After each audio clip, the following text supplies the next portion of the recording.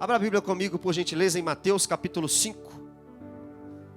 Mateus capítulo 5, a partir do versículo 1. Eu queria ver com vocês os primeiros versículos desse capítulo. Mateus capítulo 5 é o início do Sermão do Monte, uma das pregações mais extensas de Jesus. O Sermão do Monte é Mateus capítulo 5, Mateus capítulo 6 e Mateus capítulo 7. Esses três capítulos do Evangelho de Mateus mostram a pregação mais extensa de Jesus. Nós sabemos que Jesus, aos 30 anos, foi batizado por João Batista. Depois que ele foi batizado, a Bíblia diz que ele foi levado pelo Espírito ao deserto para ser tentado pelo diabo. 40 dias e 40 noites ele fica ali no deserto sendo tentado. Depois que ele sai do deserto, sai da tentação, ele volta para Israel, na região da Galileia. E a Bíblia vai dizer que numa cidade chamada Cafarnaum, ele começa o seu ministério público. Em Cafarnaum, ele começa a pregar o Evangelho. Mateus capítulo 4, versículo 17. É a primeira pregação pública de Jesus. E lá a pregação tem um viés, tem um assunto, tem um interesse. A pregação pública de Jesus, a sua primeira pregação pública é: arrependei-vos, pois está próximo o reino dos céus. Na sequência do Evangelho de Mateus, nós chegamos no capítulo 5 e se inicia este sermão, que é um dos mais importantes de Jesus, o Sermão da Montanha, ou o Sermão do Monte. Essa montanha onde Jesus pregou é incerta. Ninguém, os estudiosos, os teólogos, não sabem dizer exatamente qual foi essa montanha, mas graças a Deus que aquilo que ele disse na montanha está escrito. Está registrado. E é isso que é o mais importante. Se você quiser saber o que é ser cristão, você não tem que olhar o que a igreja evangélica prega hoje. Você não tem que olhar o que um pastor A ou um pastor está dizendo. Você tem que olhar o que o Sermão do Monte está dizendo. Você não pode ficar preso a simplesmente aquilo que A ou B fala do que é ser cristão. Porque hoje em dia todo mundo fala: eu sou cristão. Mas quais são os seus princípios? Quais são as suas fontes? Você é cristão por quê? Você se parece com um cristão por quê? Porque você frequenta uma igreja? Porque você fala de Jesus? Porque você diz que Deus é amor? E isso não te faz um cristão. Porque você crê em Deus. Tiago vai dizer na sua carta que até o diabo, até os demônios, creem e tremem. Não é isso que te faz um cristão. Ser cristão significa ser um pequeno Cristo. Ser cristão significa ser parecido com Jesus. E o Sermão do Monte está aí para que você leia e perceba: será que eu pareço com Jesus? Porque aqui no Sermão do Monte, o Senhor Jesus nos ensina aquilo que nós podemos esperar de Deus, aquilo que Deus espera de nós em relação a Ele mesmo, e aquilo que Deus espera de nós em relação ao próximo. Você quer saber como é a vida cristã? Leia Mateus 5, Mateus 6 e Mateus 7. Lá você vai entender o que Deus espera de você em relação a Ele, o que Deus espera de você em relação ao próximo e aquilo que você pode esperar de Deus. Estão nesses três versículos, nesses três capítulos, esses três pontos. No começo do sermão, a partir do versículo 1, nós iremos ver que o Sermão do Monte teve vários ouvintes, mas um público-alvo. Por exemplo, o fariseu ouviu, a multidão ouviu. Quem acompanhava e seguia Jesus, ouviram. Quem estava perto de Jesus, ouviu o sermão inteiro. Só que o sermão não foi pregado para os fariseus. O sermão não foi pregado para todo mundo.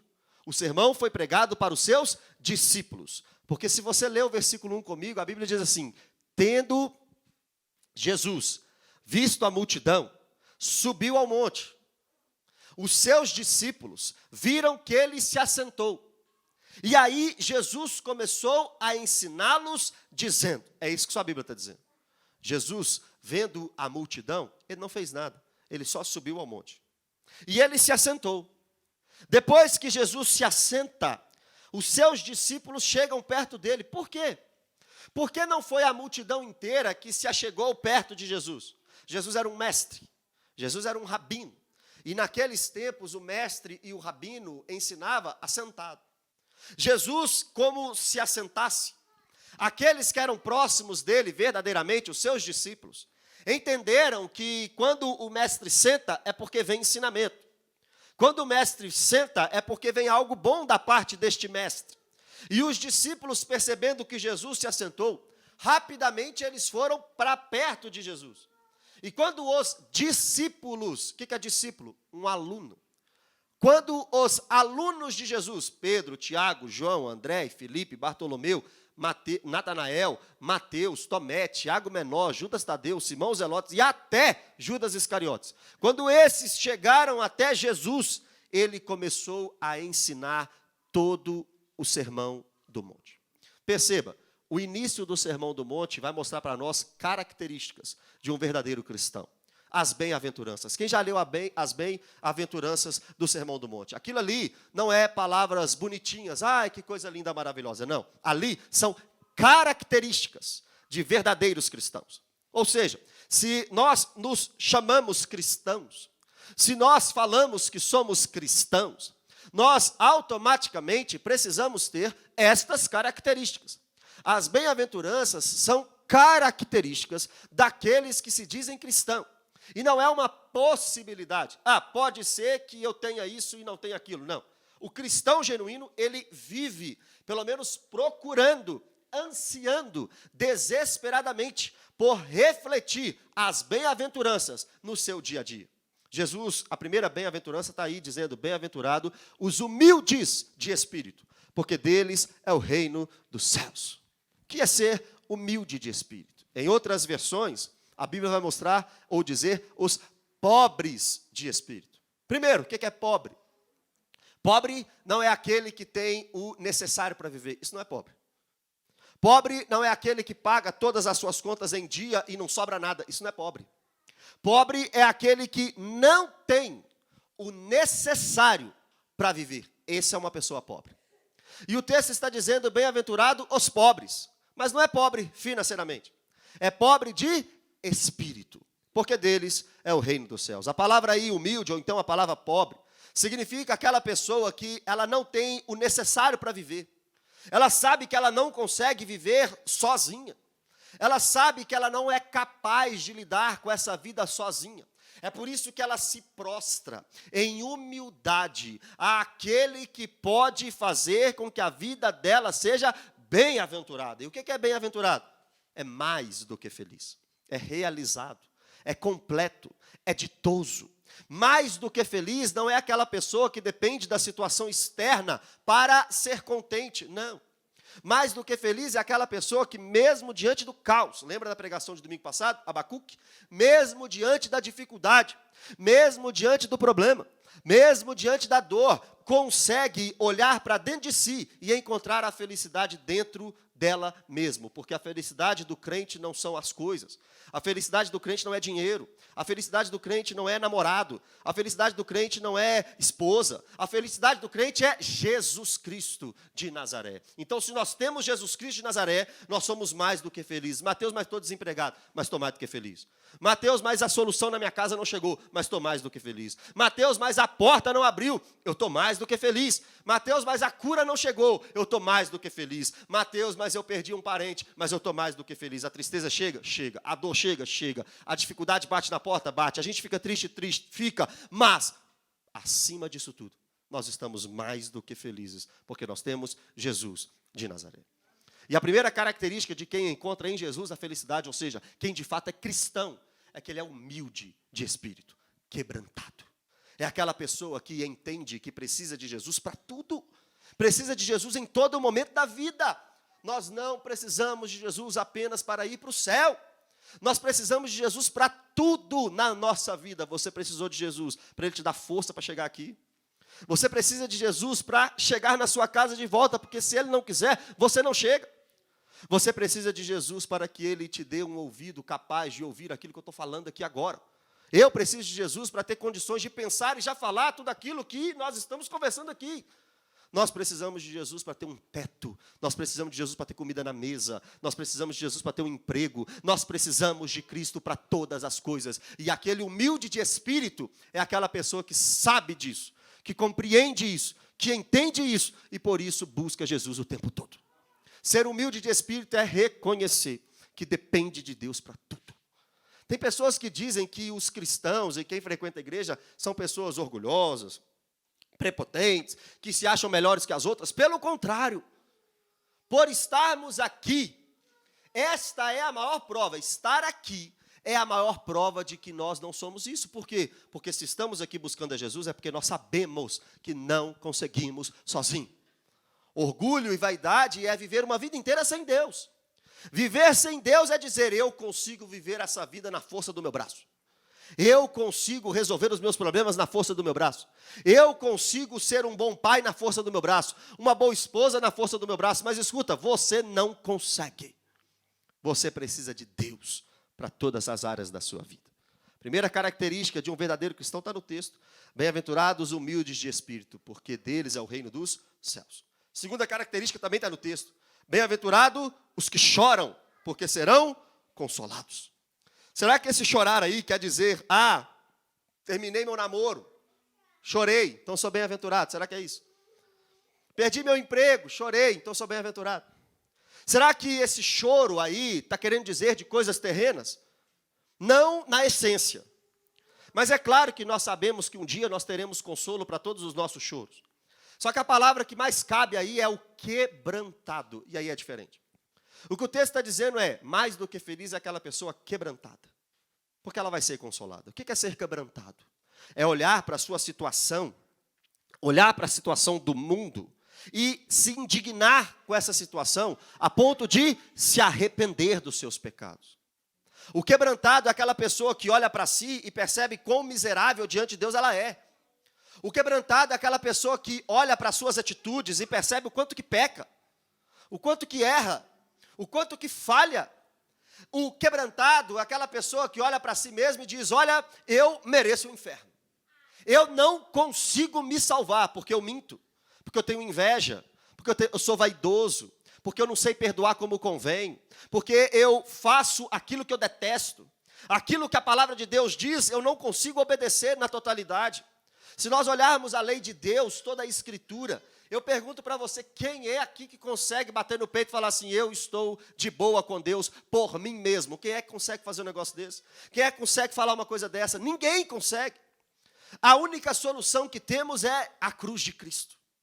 A única solução que temos é Jesus Cristo de Nazaré, porque sem Ele nós não conseguimos nos achegar a Deus. E quem reconhece isso é um quebrantado. É aquele que olha para si e diz, eu preciso de Jesus. Me perdoa, Jesus. Me perdoa, Senhor.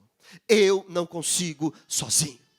O quebrantado olha para a situação do mundo e vê tanto pecado, tanto erro, tanta falha, que não se acostuma com isso. O quebrantado é aquele que olha para a situação pecaminosa desse mundo e se entristece com aquilo, chora com aquilo. Irmão, nós choramos por tanta coisa nessa vida, tanta coisa boba. Se um time de futebol perde, a gente chora. Se um time de futebol ganha, a gente chora. Mas pelos nossos pecados e pelas nossas falhas e pelas nossas situações e momentos em que nós desobedecemos a Deus, a gente não chora.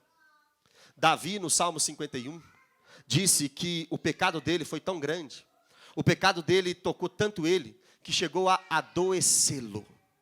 Será que nós já entristecemos pelo nosso pecado a ponto de adoecermos por causa dele?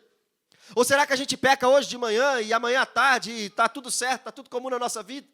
O cristão genuíno é aquele quebrantado, que se arrepende dos seus pecados, que se quebranta, que diz, Senhor, eu não quero mais viver essa vida. Senhor, eu não quero mais caminhar assim. Me perdoa, Senhor. O quebrantado é aquele que lê o Salmo 51 e, diante dos seus pecados, faz exatamente como Davi. Pequei contra ti, somente contra ti pequei, mas eu não quero mais ser assim. Me limpa, cria em mim, ó Deus, um coração puro e renova dentro de mim um espírito inabalável. Não me repulses da tua presença e não me retires o teu Espírito Santo. Essa é a segunda característica de um verdadeiro cristão. Não adianta simplesmente falar que é cristão, tem que mostrar que é cristão. João 14, 21, Jesus disse, aquele que tem os meus mandamentos e os guarda, esse é o que me ama. Se ama Jesus, automaticamente guarda os mandamentos dele. Primeira característica de um verdadeiro cristão, ser humilde de espírito. Segunda característica de um verdadeiro cristão, ser quebrantado. O texto continua e a Bíblia vai mostrar para nós a terceira característica de um verdadeiro cristão. A Bíblia diz, bem-aventurados mansos, porque herdarão a terra. O que é manso? É aquela pessoa que fala devagarzinho? É aquela pessoa que fala baixinho? É aquela pessoa que você quase não escuta a voz dela? Não! Manso aí significa aquela fera que foi domesticada. É aquele homem, aquela mulher que não entra em disputa. Irmãos, nós estamos aguardando uma herança. E a nossa herança é a terra. Qual terra? Essa que nós vivemos. O novo céu e a nova terra restaurada. É isso que nós estamos aguardando.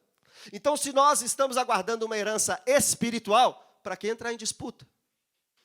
Para que ficar guerreando com os nossos por causa de coisas dessa terra? O cristão sabe que sua herança é eterna, então ele não fica preso às coisas dessa terra. O cristão verdadeiro é aquele que não entra em disputa. Você quer o primeiro lugar? Então fica no primeiro lugar, eu fico lá no último. Ah, você quer a maior parte? Então fica com a maior parte, eu fico com a menor parte. Mas você não vai brigar pelos seus direitos? Que direito? Eu estava indo para o inferno, ele me resgatou, vai me levar para o céu. O que eu quero mais? O verdadeiro cristão é aquele que olha para a eternidade e olha para as coisas daqui e diz, eu prefiro a eternidade.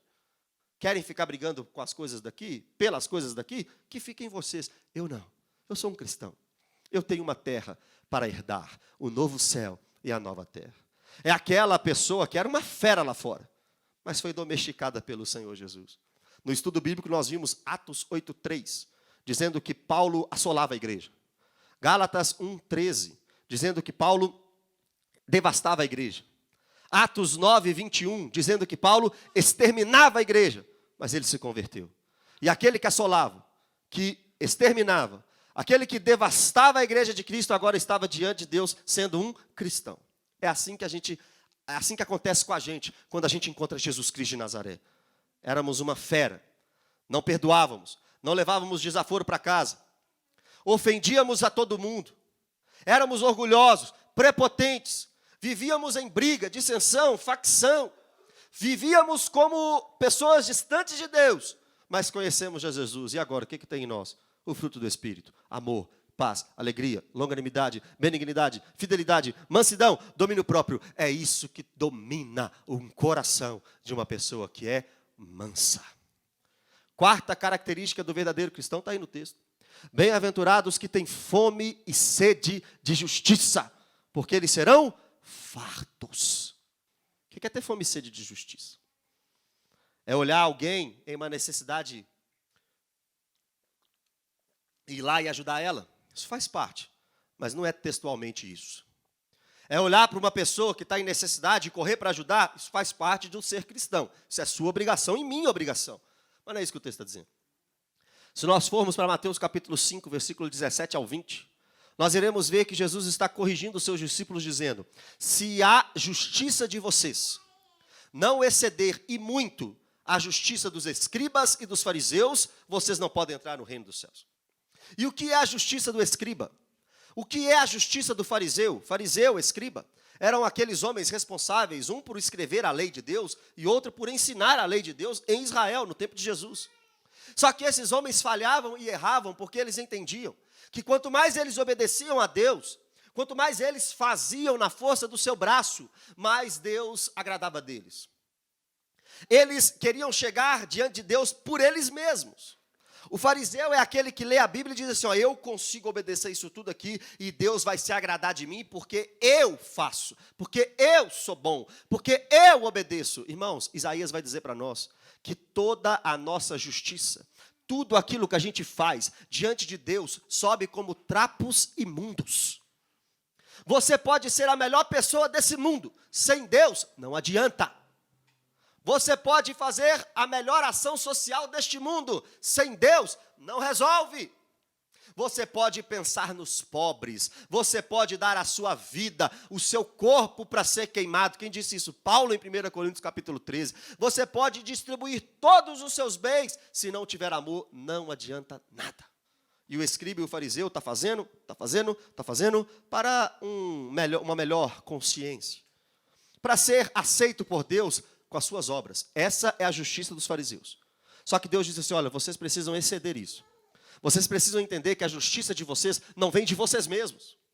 Vocês precisam entender que nada do que vocês façam consegue fazer com que Deus se torne agradável a vocês. Não vai acontecer isso. Mas Mateus, então como é que Deus se torna agradável a mim? 2 Coríntios capítulo 5, versículo 21. aquele que não conheceu o pecado. Deus o fez pecado por nós, para que hoje fôssemos feitos justiça de Deus. É através de Cristo que nós somos aceitos por Deus. Romanos capítulo 5, versículo 1, a Bíblia diz: justificados, pois, mediante a fé, temos paz com Deus, por meio do nosso Senhor Jesus Cristo. Não tente resolver e limpar a sua barra com Deus por você mesmo, com boas obras. Não é assim. Você só consegue se tornar justo diante de Deus se você crer e seguir o Filho dele. É através de Cristo que Deus se torna propício a nós. A nossa justiça, então, é Cristo. E o texto está dizendo: bem-aventurado os que têm fome e sede de justiça. Ou seja, bem-aventurado aquele que tem fome e sede de Cristo. Por quê? Porque ele vai ser farto. A quarta característica de um verdadeiro cristão é que ele tem fome de Jesus. E a pergunta que eu faço para você é: como é que eu provo que eu tenho fome de Jesus? Quanto mais você o busca durante o dia. Quantas vezes durante o dia você fala com ele? Quantas vezes durante o dia você lê a Escritura Sagrada? Quantas vezes durante o dia você medita na Bíblia? É assim que você prova que você tem fome e sede de Jesus. Qual é aquilo que domina o seu pensamento? Em que você pensa mais? Em Cristo? Ou no seu negócio? Ou na sua carreira? Ou na sua família? Ou no seu filho? Ou no seu marido? Nada disso pode estar acima de Cristo na sua vida. E o texto está dizendo: bem-aventurados que têm fome e sede de justiça, ou seja, que têm fome e sede de Cristo. Por quê? Porque eles serão fartos. Quanto mais a gente buscar Jesus, mais ele se revela a nós. Quanto mais a gente procurar Jesus, mais ele se aproxima de nós. Quanto mais nós amarmos a Jesus, mais nós estaremos próximo dele. A quinta característica também está no texto: bem-aventurados os misericordiosos, porque receberão misericórdia. O que é misericórdia? Já falei isso aqui, eu acho que 455 mil vezes. Misericórdia é não dar a alguém aquilo que alguém merece. Misericórdia é não dar a alguém aquilo que alguém merece. Isso é misericórdia. Quando nós lemos o texto diz: bem-aventurados os misericordiosos, porque receberão misericórdia. Vamos inverter. Será que nós já recebemos misericórdia da parte de Deus? A resposta é claro que sim. Porque você que está sentado aí e eu que estou falando aqui, éramos para estar agora no inferno, pagando pelos nossos pecados. Porque somos pecadores e falhos, e a lei de Deus diz uma coisa e nós fazemos outra. E aquele que fere a lei de Deus precisa pagar pelos seus pecados. Nenhum pecado vai ficar sem paga. Ou o pecador vai pagar pela eternidade pelos seus pecados, ou o pecado do pecador foi pago em Cristo. Mas sem paga, o pecado não fica. Por quê? Porque Deus é santo demais. E Ele não pode aceitar o pecado. Ou você vive só nos seus pecados sem Cristo, e vai morrer um dia, e vai se encontrar com Deus, e vai ter que se ver com Ele. Ou você recebe Jesus como seu Salvador, e os seus pecados são perdoados naquele momento. O texto diz que os misericordiosos receberão misericórdia. Se nós merecíamos a condenação eterna e Deus não nos deu, é porque nós já recebemos misericórdia. Só que o texto diz que agora que recebemos misericórdia, temos que ser misericordiosos. É olhar para alguém, mesmo se alguém não merecer alguma coisa, dar a essa pessoa. É ajudar a pessoa, mesmo que a pessoa não mereça. A Bíblia diz que se nós amarmos só quem nos ama, nós não temos diferença nenhuma de um publicano.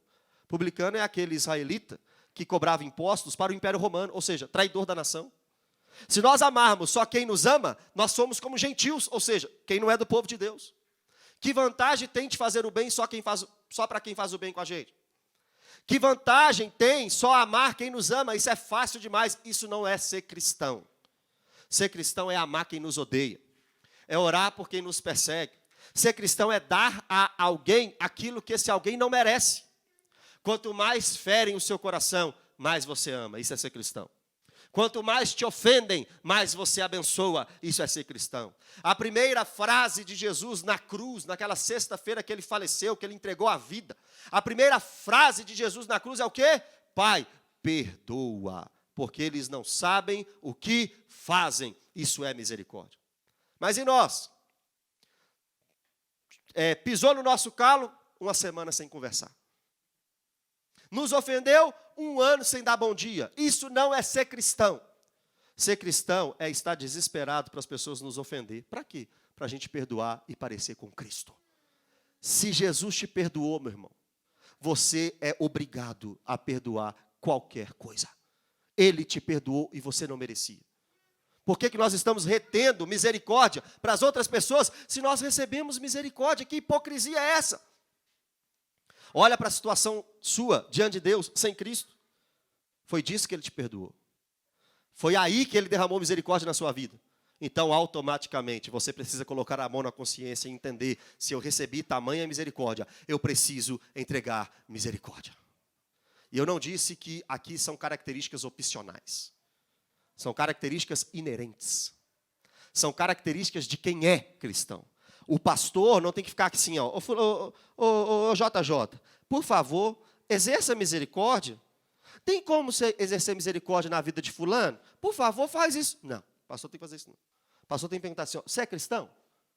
Então está fácil resolver. Só perdoa, obedece. Perdoar não é sentimento. Perdoar é mandamento. Amar não é sentimento apenas. Claro que envolve o seu sentimento. Mas amar na Bíblia é mandamento. Qual que é o mandamento de Deus? Amar a Deus sobre todas as coisas e amar o próximo como a ti mesmo. Isso é conselho? Não, isso é mandamento. Isso é pedido? Não, isso é mandamento. Isso é opcional? Não, isso é mandamento. Misericórdia, para quem recebeu misericórdia, passar misericórdia, deveria ser fácil. Toda vez que alguém ferir você, você vai pensar assim, nossa, mas eu já feri a Deus demais. Eu já pequei contra Deus demais. E Ele me perdoou, olha que legal. Então agora eu vou perdoar fulano. Eu vou perdoar Beltrano. Eu vou perdoar Cicrano, porque eu recebi isso de Deus. Sexta característica, bem-aventurados limpos de coração, porque verão a Deus. A Bíblia diz que ninguém jamais viu a Deus. Deus é Espírito, João 4, 24. Só que existe um tipo de pessoa que vai ver Deus. Os limpos de coração. Vocês lembram de uma música? Sempre que eu falo isso, ninguém lembra. Mas vocês lembram de uma música que diz assim, ó, Senhor, quem entrarás no santuário para te adorar? A música responde assim, ó, quem tem as mãos limpas e o coração puro. A Bíblia está dizendo que existe um tipo de pessoa que vai ver Deus. E esse tipo de pessoa é o limpo de coração. O que é ser limpo de coração? A ideia aqui é pegar o seu coração e passar no fogo, até este coração ser purificado. Como um ouro é purificado pelo fogo. Quando um ouro é passado pelo fogo, todas as impurezas e pedras que não são ouro saem do ouro e fica apenas o ouro.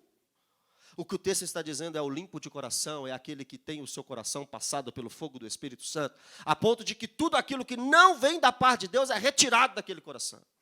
É aquele que nasceu de novo, em outras palavras. João capítulo 3. Nascer da água e nascer do Espírito. O que é nascer da água? É ser purificado pelo Espírito Santo de Deus, a ponto de arrepender dos seus pecados. E o que é nascer do Espírito? É mudar a conduta de vida. Quem vai ver Deus? O limpo de coração. Quem é limpo de coração? O que nasceu de novo. Quem nasceu de novo? O que nasceu da água e do Espírito. O que é nascer da água? É ser purificado pelo Espírito Santo de Deus e arrepender dos seus pecados. O que é nascer do Espírito? É mudar a conduta de vida. Ah, eu estou indo na igreja. Domingo após domingo eu vou na igreja. Mas continuo com os meus vícios, continuo com os meus pecados, continuo não honrando pai e mãe, continuo não sendo uma boa esposa, continuo não sendo um bom marido. Você precisa de arrependimento hoje e viver uma vida com Cristo genuína e verdadeiramente. Você precisa ser limpo de coração. Falo para você o que Jesus disse para Nicodemos: necessário é nascer de novo. Sétima característica de todo cristão, está no texto. Bem-aventurados pacificadores, porque eles serão chamados filhos de Deus. Efésios capítulo 2 diz que antes de Cristo nós éramos chamados de filhos da ira. 1 João capítulo 3, do 7 ao 10, diz que tem filhos, pessoas que são filhas do diabo. Está lá, é João que disse, o apóstolo, não sou eu. João 8, 44, Jesus diz que quem mente e vive na prática da mentira é filho do diabo, de Satanás, não é filho de Deus. A maior mentira que tem nesse mundo é que todos são filhos de Deus. Não é verdade, biblicamente falando. Biblicamente falando, para ser filho de Deus, precisa obedecer João capítulo 1, versículo 11 e 12. Ele veio para os seus, mas os seus não o receberam. Mas a todos quanto receberam, deu-lhes o poder de serem feitos filhos de Deus. passou por Cristo, creu em Cristo, segue a Cristo, se tornou filho de Deus. A Bíblia diz, bem-aventurados pacificadores, porque eles serão chamados filhos de Deus. Antes, filhos da ira, filhos do pecado, filhos da desobediência. Está lá, Efésios 2. Agora, filhos de Deus. O que mudou? Alguém pagou sua conta. Alguém te ligou a Deus novamente. 1 Timóteo capítulo 2, versículo 5. Só há um mediador entre Deus e o homem, Jesus Cristo, o homem. Jesus te ligou a Deus de novo, pelo sacrifício dele. E agora você pode ser filho de Deus. O que um pacificador faz? A mesma coisa. O pacificador é aquele que faz com que pessoas se aproximem de Cristo. Em última instância, o pacificador é aquele que traz paz. É aquele que resolve conflitos, em última instância.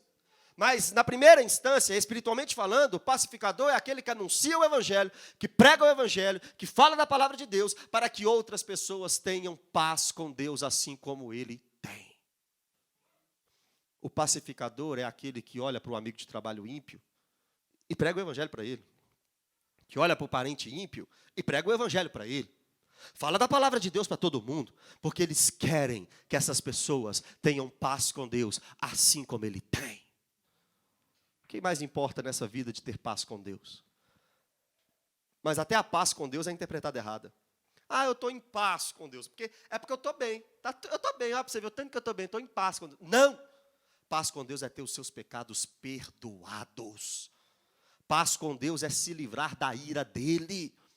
Paz com Deus é crer em Jesus. Paz perfeita, paz completa, glória, glória ao Salvador. Isso é ter paz. É reconhecer os seus pecados e falar, Senhor, perdoa-me. E ele perdoa. Primeira característica, humilde de espírito. Segunda, quebrantado. Terceiro, manso. Quarto, ter fome e sede de justiça. Quinto, ser misericordioso. Sexto, ser limpo de coração. Sétima característica, ser pacificador. O conjunto dessas características vai fazer você chegar à oitava característica. A oitava característica é bem-aventurados perseguidos por causa da justiça, porque deles é o reino dos céus. Bem-aventurados serão vocês quando vos injuriarem e mentindo disserem todo mal contra vós. Alegre-se e regozije-se, porque é grande o vosso galardão nos céus. Assim também perseguiram os profetas que vieram antes de vocês, é o que o texto está dizendo. Deixa eu perguntar para você uma coisa. Se a sua vida está boa demais, tranquila demais, e não tem ninguém contra você, está errado. O cristão é perseguido. Sabe por que o cristão é perseguido? Porque o cristão não apoia esse sistema mundano. O cristão não dialoga com esse sistema contra Deus. O cristão é contra tudo aquilo que vai contra a palavra de Deus. O cristão não aceita e não tolera esse sistema contra Deus. E se nós estamos indo contra o mundo, meu irmão, qual que é a chance de pessoas se levantarem contra nós? Muita chance. Muita chance. Se nós vivermos como um cristão genuinamente, nós seremos perseguidos. O próprio Jesus viveu contra o sistema da sua época. O que aconteceu com ele? Foi crucificado. Todos os apóstolos assassinados por causa do evangelho, exceto João. Todos os outros discípulos foram assassinados por causa da mensagem que pregavam. Perseguidos. A primeira igreja, a igreja primitiva, a igreja de Atos, os 3 primeiros séculos da primeira igreja, perseguição atrás de perseguição. O Império Romano matava as pessoas só porque elas eram cristãs. Matavam por leões nos coliseus. Matavam sendo queimadas em praça pública. Matavam pessoas crucificadas. Só que o evangelho que a gente vive hoje não ofende ninguém. Não ataca ninguém. Está mais para uma religião mesmo, do que para um compromisso com Deus. Porque se você tem compromisso com Deus, você odeia as práticas do mal. E as práticas do mal, tem muita gente fazendo. E as pessoas que olham para a gente, você é cristão, você é a favor disso, eu sou contra isso. Você é a favor daquilo, eu sou contra aquilo. Você aceita isso? Eu não aceito isso. Por quê? Porque meu compromisso é com Cristo, não com homens. Aí você vai perder amigos. Aí você vai perder oportunidades. Aí portas vão se fechar. Aí você será o quê? Um bem-aventurado. Mais do que feliz é quando as pessoas começarem a te perseguir. Imagina se a gente começar a ser perseguido. Imagina se esse bairro inteiro falar assim, eles estão reunindo lá às 10 horas da manhã. Eu vou lá pegar eles. Por quê? Ah, porque meu marido mudou demais, agora meu marido ama Jesus. Ah, porque meu filho agora só quer saber de Jesus. Eu vou lá conversar com esse pastor. Olha que coisa linda, maravilhosa. Se nós somos proibidos de nos reunir publicamente por causa da fé em Cristo Jesus. Depois dessas 8 características é que Jesus vem falando: vós sois o sal da terra. Se o sal se tornar insípido, como há de restaurar o sabor? Para nada mais serve, a não ser ser jogado fora e pisado pelos homens. E a Bíblia também diz: vós sois a luz do mundo. Não se pode esconder uma cidade edificada sobre os montes. Nem se acende uma candeia e coloca debaixo de um alqueire, mas se coloca no velador, para que ilumine todos da casa. Assim também vós, brilhe a vossa luz diante dos homens, para que eles vejam as suas boas obras e glorifiquem ao Pai de vocês que está nos céus. Nós temos uma missão nessa terra. Nós temos uma missão nesse bairro. Nós temos uma missão nessa cidade: ser sal e luz. Mas nós só seremos sal e luz quando formos humildes de espírito, quebrantados, mansos, com fome e sede de justiça, misericordioso, limpo de coração, pacificador e perseguido por causa da justiça. Isso é ser um cristão. Fora isso, é ser cristão do seu jeito. Ser cristão do seu jeito não te leva a lugar nenhum. Nós temos que ser cristão do jeito de Jesus. E essas palavras que vocês ouviram aqui foram de Jesus, não são minhas. Está aqui escrito: Jesus que pregou isso aqui 2022 anos atrás. Quem se julga espiritual, como Paulo disse, receba essas palavras, se arrependa e viva para Cristo do jeito dele. Pai, eu te agradeço por essa manhã, Deus. Te agradeço pela tua palavra. Te agradeço pela tua igreja. Eu te agradeço, Pai, porque até aqui o Senhor nos ajudou. Eu te agradeço, Pai, porque até aqui o Senhor nos guardou. Pedimos ao Senhor perdão, Pai, se estamos vivendo como cristãos nominais. Não queremos mais ser cristãos nominais. Nós queremos comprometimento com a tua palavra. Nós queremos seriedade com os teus mandamentos. Nós queremos fazer exatamente aquilo que o Senhor nos mandou fazer, Pai. Nos dê essas características, Pai, todas elas. Nos faça, Deus, parecer contigo verdadeiramente. Tem misericórdia de nós, Pai, em nome de Jesus. Pela tua graça, pelo seu favor, pela tua palavra. Obrigado, Deus, e nos ajude a cumprir, obedecer tudo que ouvimos aqui nessa manhã. Queremos nos parecer contigo, Deus, porque te amamos. Porque te amamos, Deus. O que nos move a estar aqui é o amor que sentimos pelo Senhor. Nós queremos te obedecer porque te amamos, Deus. Nós queremos te obedecer porque fomos convencidos que o teu caminho é o melhor caminho. Só existe este caminho. O caminho, a verdade e a vida. Jesus Cristo. Obrigado, Senhor. Em nome de Jesus. Se você está passando por uma dificuldade, uma necessidade, uma tristeza. Se você quer conversar durante a semana, quer marcar uma visita. Se você precisa de alguém para te ouvir, nós estamos aqui. É só no final do culto passar aqui, marcar com a gente, conversar com a gente. Nós estamos aqui para te servir durante a semana inteira aqui nesse lugar. Não vá embora sem conversar com o irmão, sem se comprometer com o irmão, sem pegar o contato de um irmão, sem falar que ama o irmão, sem orar pelo irmão, sem ser igreja. Amém? Que o amor de Deus o Pai, a graça de Jesus Cristo e as doces consolações do Espírito Santo estejam com todos vocês, não só hoje, mas para sempre. A igreja diz: vão em paz. Que o Senhor Jesus abençoe.